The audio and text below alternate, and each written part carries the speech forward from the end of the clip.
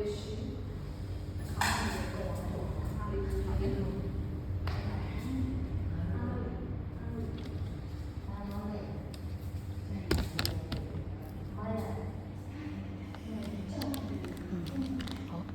ေရတယ်မှန်တာကိုအရင်ဟာလုံးမှန်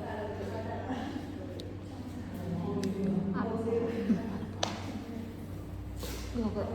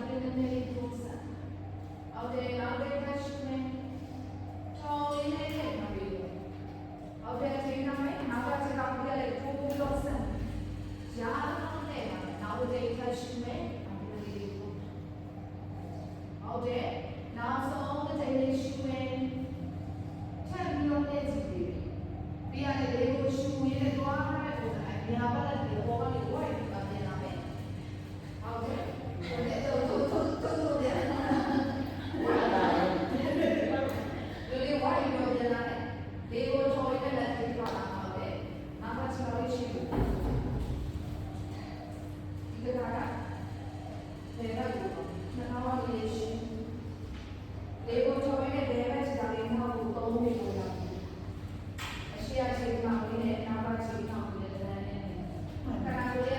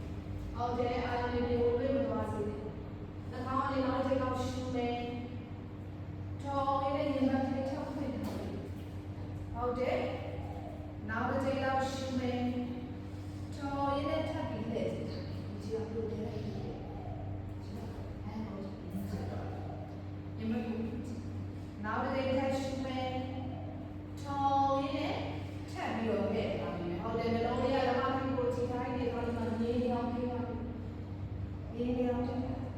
အရှိရချီတောင်းနဲ့နောက်ကချီတောင်းနဲ့ဘဲလက်မြောက်အောင်ထိန်းထားမယ်နော်ပြီးရင်လေကိုရှူနေတဲ့သွားတဲ့ပုံစံလေးကိုဝိုက်ပြီးတော့ပြန်လာမယ်ဝိုက်ပြီးတော့ပြန်လာမယ်လေကိုချောရတဲ့လက်တွေမှာဒီလာမယ်ကျွန်တော်တို့ရှိပြီးရင်ဒီကောင်လေးနဲ့နောက်တော့ပုဂ္ဂလာချီတောင်းဖက်စုတဲ့ဘလော့လို့ဒါကြီးရတယ်လမောင်းနဲ့လည်းလည်းလမ်းနဲ့ဆက်လမောင်းလေးရှိတဲ့ဒီမှာလည်းနည်းနည်းမှာပေါ့လေဘိုက်ဆက်ပါတယ်ဒူးလေးကကိုယ့်ရဲ့အခြေမအောင်လို့ဆိုဒီပုံစံနဲ့ပြန်လာစမ်းလေးရှိနေတယ်နော်စာမယ်လမောင်းလေးရှိလေကိုချောရင်းနဲ့ထိုင်ချဟုတ်တယ်ညနာလေးကကိုလမောင်းလေးသွားထားတဲ့လေးထားတယ်နည်းနည်းလေးပေါ့ဒူးလေးကကိုယ့်ရဲ့အခြေမလေးလို့ဆိုတယ်ဒီမှာလေးဖောင်းလေးညစ်ပြီးထင်းတာခါလေးမနာအောင်ဘိုက်ကလေးညစ်ပြီးထင်းတာဟုတ်တယ်ညစ်ထားမယ်ညာလေးထပ်ထိုင်ကြည့်ပေးမယ်လေးရှိမယ်ဒီကိုထော်ရင်းနဲ့ထပ်ထိုင်ကြည့်ပေးဟုတ်တယ်ဒီကိုတော့လာတော့ပေါင်းလေးဒီမှာညစ်အားနဲ့ထင်းတာနောက်တစ်ခါရှိထော်ရင်းနဲ့နည်းနည်းလောက်ထပ်ပြီးညစ်ကြည့်ဒူးလေးအချိန်မှမစောစေးနဲ့အမလေးကောင်းလေးလေးပေါ့ဟုတ်တယ်နောက်တစ်ချိန်ထပ်ဆက်ပြီးတော့ဒါလေးပြီးတော့ပြင်တယ်။ဒီမှာလည်းဘာလို့ဒီချိန်တာလဲ။ဟုတ်တယ်နောက်တစ်ချိန်ထပ်ရှင်းဒါလေးပြီးပြင်။ချောရင်းနဲ့လည်းထပ်ကြည့်။ဟုတ်တယ်ပြီးလေကိုရှူနေတဲ့လက်တွေပေါ်တော့ပြေးစစ်တယ်။လေကိုချောရင်းနဲ့ချာ။ပြီး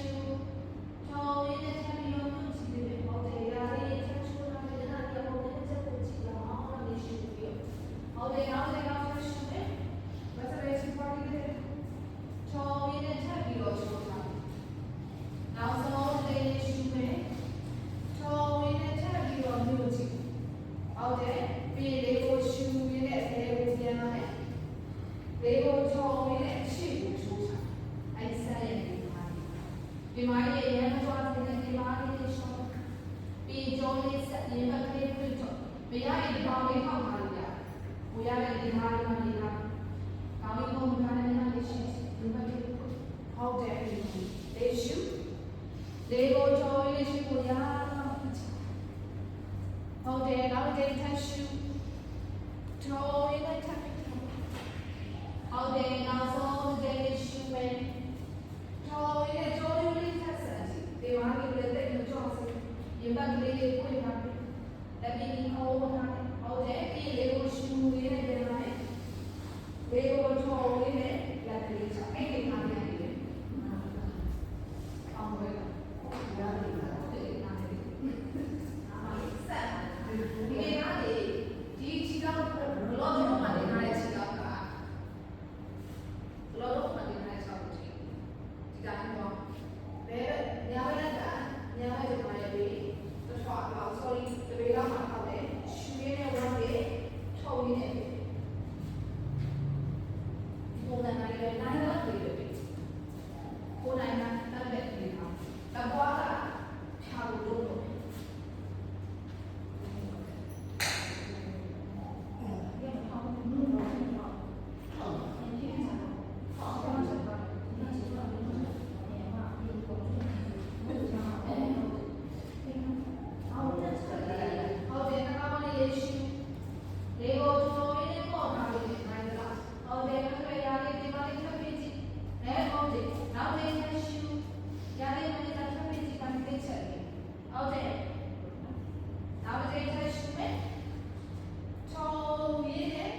ရေဘက်တွေကောင်းတယ်တင်ပါလေးရှေ့ကိုထပ်ပြီးထိုး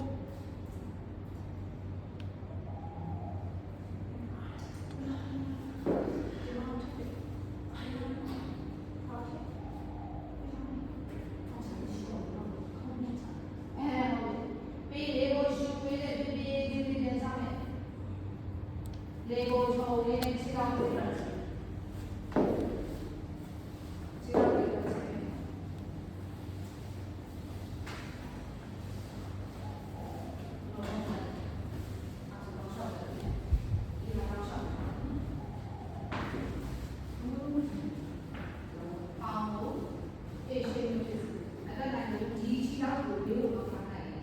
လိုလေးပဲဖြစ်နေဖြစ်နေလို့ဆိုတာဒီစံထားတဲ့ဆရာကိုအရှိဖြစ်စေလေးကိုပြလိုက်ဒီမှာကနေရှင်းပြလို့စံနေဟုတ်တယ်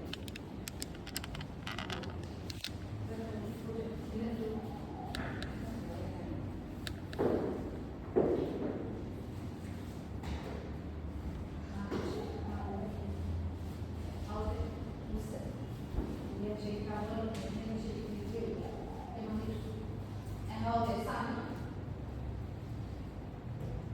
လေးရှုနဲ့ဆမ်းနဲ့လေးထုတ်နဲ့ညာဘက်ချုပ်ချက်ပြီးအောက်ကလက်မလေးရဲ့ချိန်မလေးချားပြီးပြလိုက်ပြီးတော့ဘောလေးချုပ်ဟုတ်တယ်ဘောလက်လေးရဲ့ချိန်တော့ဘာကရရတော့ဝေးဘက်ကိုပြထုတ်တာပဲအဲ့ဒါလေးပေါ်ကိုကြည့်တာတကောင်းလေးလေးရှုတကောင်းလေးလေးကိုပေါ်အောင်ထုတ်ဟုတ်တယ်ဒါဆိုရင်ပြီးတော့တော့ပြီးတိုင်ကြည့်ဟုတ်တယ်ပြီးရင်ဘက်ကိုထုတ်ပြီးအောက်ကဒူကိုလက်ကလေးတက်လာပြီးတော့ရေဘက်ကိုထုတ်ဖို့နှာခေါင်းလေးကိုရှင်းမယ်နှာခေါင်းလေးကိုပေါ်အောင်ထုတ်နောက်တစ်ခါလေးရှင်းမယ်ချောရင်းနဲ့တော့နားလေးရှော့လာမယ်နားလေးရှော့ emotion လေးရှော့လာမယ်စိတ်လေးရှော့ကိုယ့်ရဲ့ခန္ဓာကိုယ်လေးနဲ့ကိုယ့်ရဲ့အသက်ရှင်နေလေးနဲ့ကိုယ့်ရဲ့စိတ်လေးနဲ့တသားလေးစားနှာခေါင်းလေးရှင်းမယ်ချော်ရင်းနဲ့ရင်ထဲချက်ကိုလည်းထပ်ရှူထားမယ်ဟုတ်တယ်နောက်တစ်ခါထပ်ရှူမယ်ဘာသာရေးဒီတက်ဆက်ချော်ရင်းနဲ့ထပ်ရှူထားမယ်ပြီးလေကိုရှူပြီးတဲ့လေကိုပြန်လာမယ်လေကိုချော်ရင်းနဲ့ဒီကရှေ့ကိုရှူဝေးထားတဲ့ခြေထောက်ကိုရှူချနောက်တစ်ခါရှူမယ်ချော်ရင်းဆက်မယ်ချော်ရင်းနဲ့ရှေ့ကိုရအောင်ရှူမယ်ဒီဘက်ကိုပြန်လာမယ်ဒီကချော်ရင်းဆက်အရှိကိုအရင်ကချိုးနိုင်တယ်ဒီမှာမျက်နှာလေးရှိကိုကြည့်ထားပြီးနိုင်တော့တယ်။ဟုတ်တယ်ဒီကချိုးလေးဆက်။နောက်တစ်ခါရှင်းနေချိုးရင်းနဲ့ချိုးလေးဆက်တာပြီ။ဟုတ်တယ်နောက်တစ်ခါရှင်းချိုးရင်းနဲ့ရှိကိုထပ်ပြီးတော့ဒီဘက်လေးကိုချိုးရင်းလေးဆက်ပြီးထပ်ချိုး။ဟုတ်တယ်ဒီရတဲ့ကမျက်နှာလေးရှိကြည့်တယ်။ချိုးရင်းလေးဆက်။ဟုတ်တယ်နောက်ဆုံးတစ်နေ့ရှင်းမယ်ချို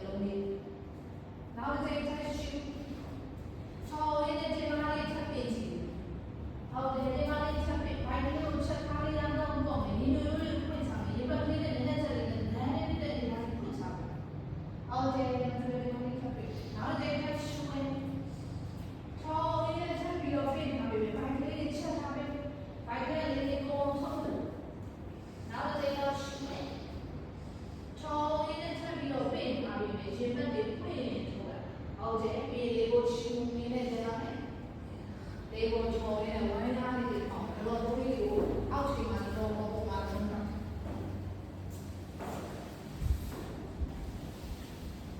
ရှင်းမှာတော့ပေါင်းနေမှာလို့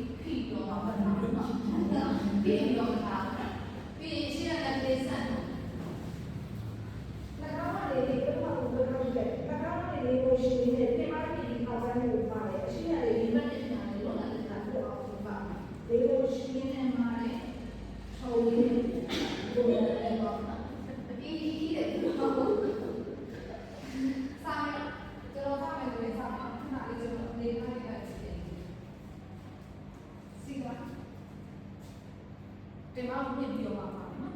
လက်ကိုဟောဒီခဏမှာလောလောဒီမှာခေါင်းပုံတာဆိုကိုရှိစာမင်းကတော့လေကိုရှူရင်းမှာဟုတ်တယ်လူလေးတွေဆက်တာချော်ရင်းရဲ့စာကျွန်တော်ရဲ့တိုင်းနဲ့တောင်းလေးလိုက်မယ်နော်တက်နိုင်လို့တော့လိုက်နှာခေါင်းလေးကိုရှူရင်းမှာဟုတ်တယ်ချော်ရင်းနဲ့ပြန်ချခေါင်းလေးကအပေါ်ထောင်းရလို့လက်မောင်းလေးဒီရွက်ကြီးနဲ့တယ်နောက်တစ်ရှူရင်းနဲ့မှ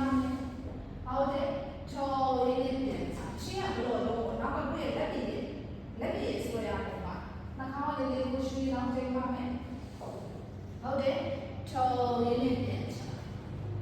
နောက်တစ်ရှူရင်းနဲ့မှမယ်နဲ့ဟုတ်ချော်ရင်းနဲ့ပြန်ချ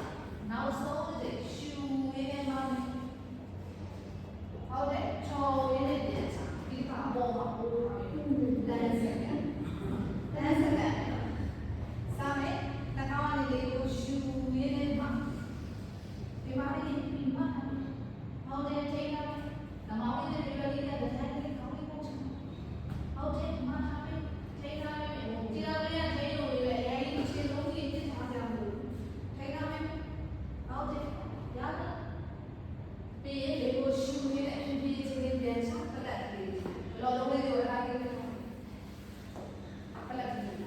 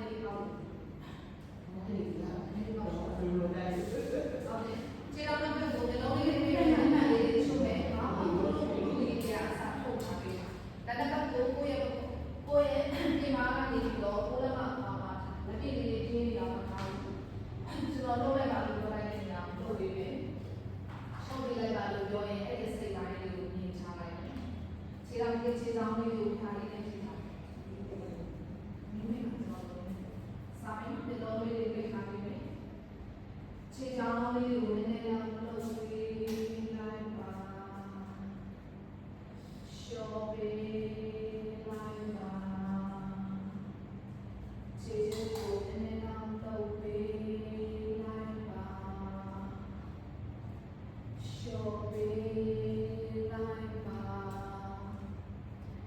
ခြေစလုံးလေးတွေနဲ့လည်းကောင်းလှုပ်ပေးလိုက်ပါရှော့ပေးလိုက်ပါဒူးစလေးတွေနဲ့လည်းကောင်းလှုပ်ပေးလိုက်ပါရှော့ပေးလိုက်ပါပေါင်လေးတွေနဲ့လည်းကောင်းလှုပ်ပေးလိုက်ပါရှော့ပေးလိုက်ပါစီမုတ်လေးတွေနဲ့လည်းကောင်းလှုပ်ပေးလိုက်ပါရှော့ပေးလိုက်ပါဒီမားလေးတွေနဲ့လည်းကောင်းလှုပ်ပေးလိုက်ပါရှော့ပေးလိုက်ပါခါလေးတွေနဲ့လည်းကောင်းလှုပ်ပေးလိုက်ပါရှော့ပေးလိုက်ပါခြေထောက်နဲ့ထားတော့နှာခေါင်းမလေးကိုရှူရဲရှူလိုက်တဲ့လေးကိုဆိုတဲ့အတိုင်းကိုထုံးတယ်ဒီအတိုင်းတိုင်းကခြေထောက်နဲ့ကိုယ့်ရဲ့ခါးပိုင်းကိုလိုက်ကတ်သွားတဲ့အားတွေလုပ်မယ်စမယ်နှာခေါင်းမလေးကိုအောင်ရှူစားထုံးမယ်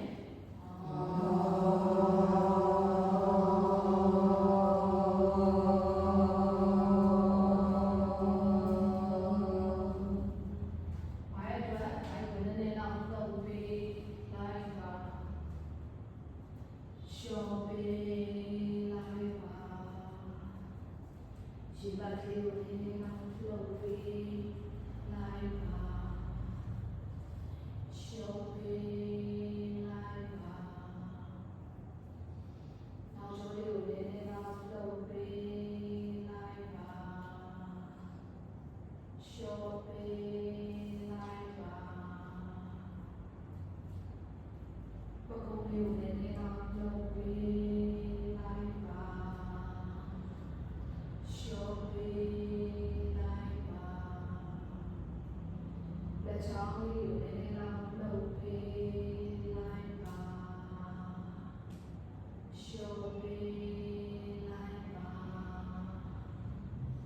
လက်ကောက်ကိုလည်းလည်းတော့လှုပ်ပေးလိုက်ပါရှော့ပေးလိုက်ပါ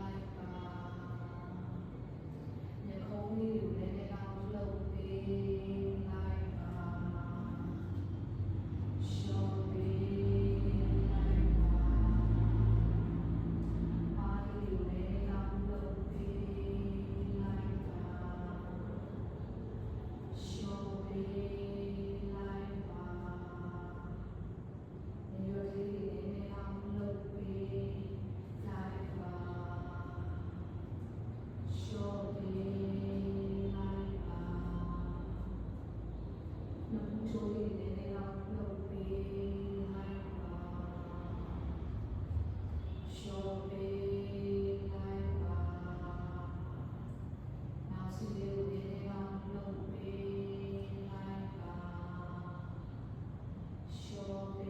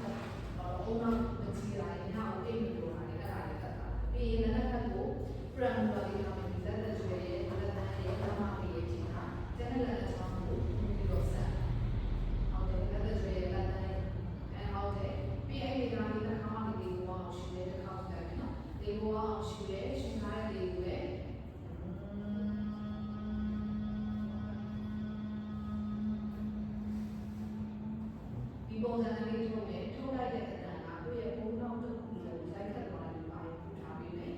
ကျွန်တော်နားပါလို့ပြောမှာလားစာပေမှာလေးတွေပေးထားပြီးကြောလေးတွေဆက်ထားပြီးစာရေးရှိမယ်